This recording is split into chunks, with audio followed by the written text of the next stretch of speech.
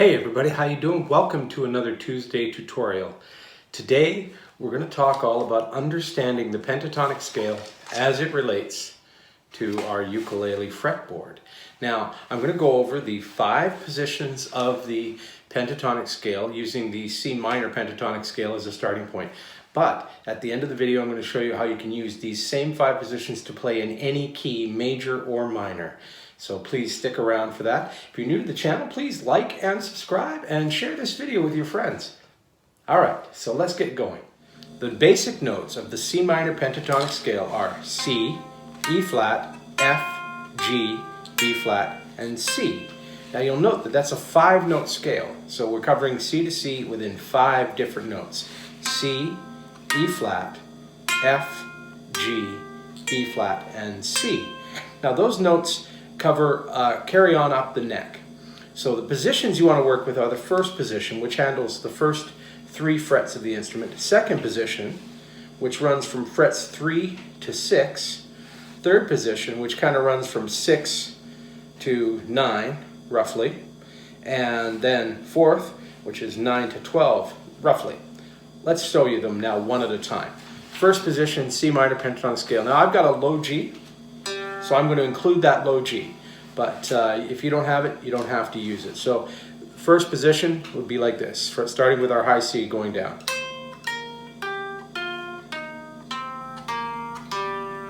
That's the pattern. Now going up.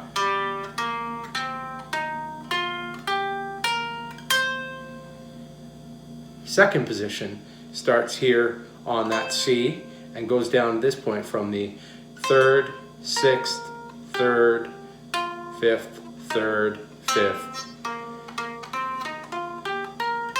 and back up to the 6th fret there. Third position is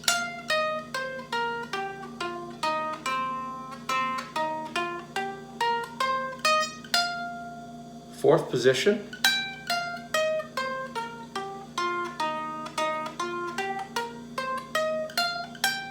and fifth position,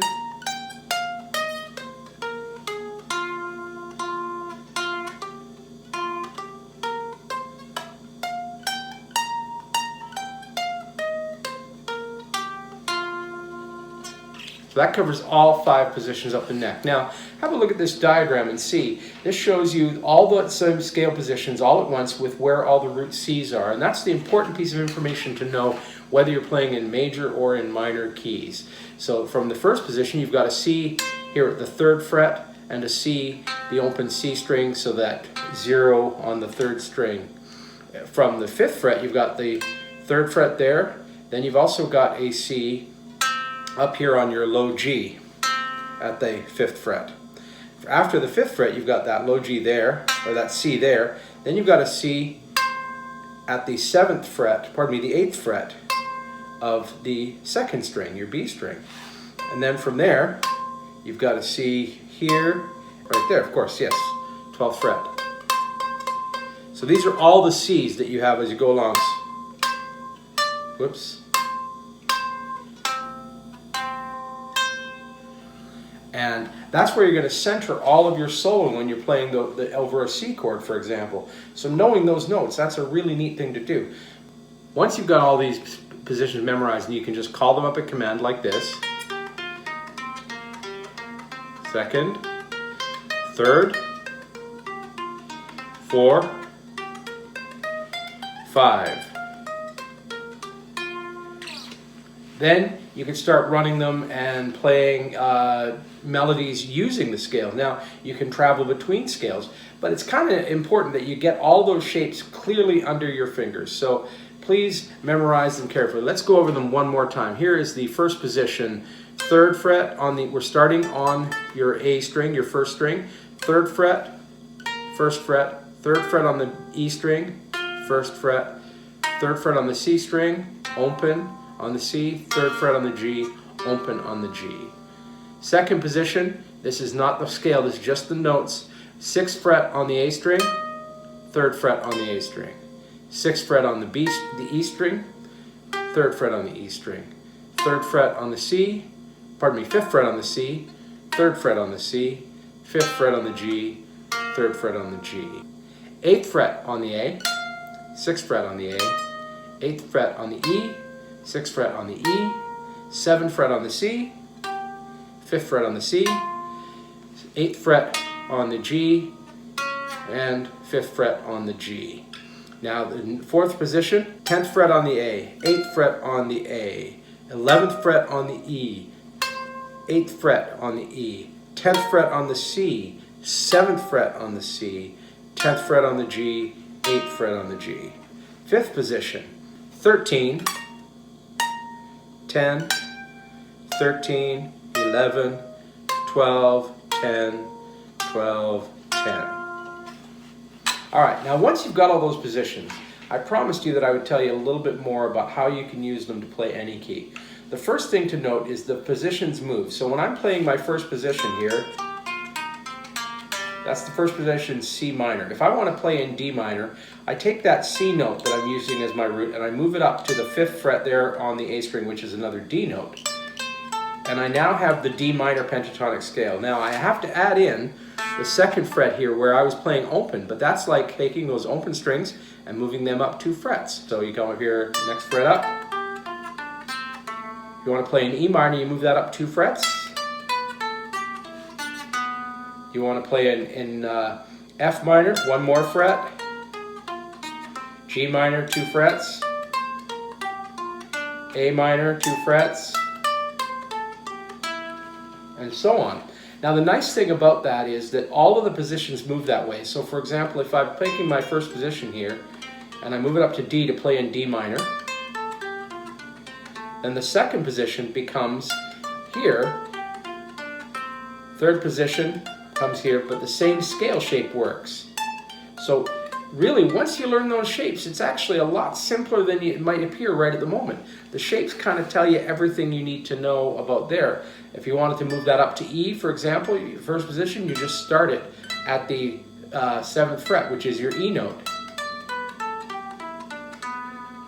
And then, of course, the 5th position, which previously was way up here, is now below the 1st position. It works kind of like a Mobius strip that way.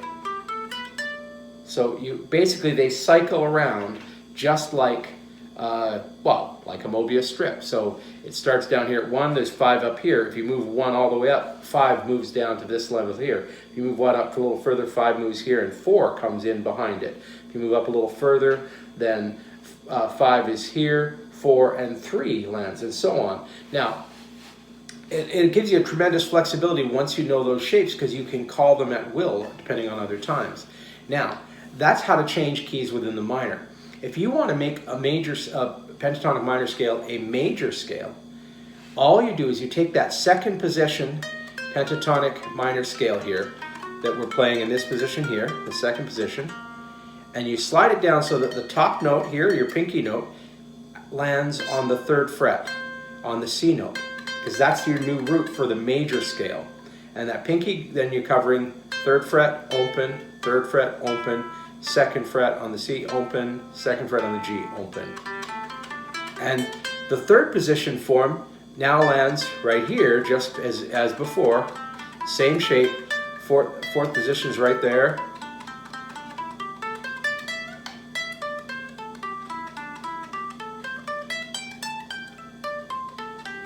So it's the same shapes, just where you start them that makes all of the difference.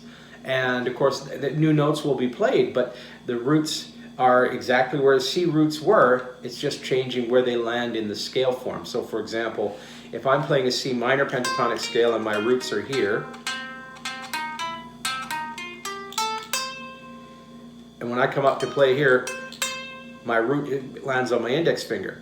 Now, if I'm trying to play this is a major scale, my root, see, this is the 2nd position form here, right here.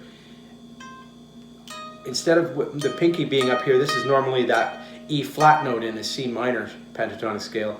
This now becomes the C note, and that becomes the root. So you can see how the root stays where it always was, but the shape changes, and that changes how I address.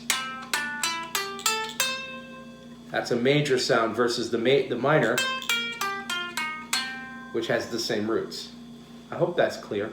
I think it's clear. Anyway, I want to send a special thank you out to all of my Patreon supporters, my patrons. Thank you for supporting videos like this and education like this. All of you can, in the Patreon site, download the transcriptions, transcriptions is a rough word, the scale diagrams. That's all there for you to download. If you're just watching this for the first time on YouTube, drop by Patreon. Have a look at what it is. It's a monthly subscription service where you support me in the creation of art and educational materials just like this. And in exchange for it, you get content that no one else sees. So I publish behind-the-scenes videos while I'm touring. I publish extra tutorials on the weeks in between when I'm at home and not on the road. So there's lots of extra stuff that you get on Patreon that you don't see as a free public viewer. And these videos are made free because of my patrons. So thank you guys very much, and we'll see you guys in December. Hope you, my American friends, have a happy Thanksgiving, and everyone else, stay warm.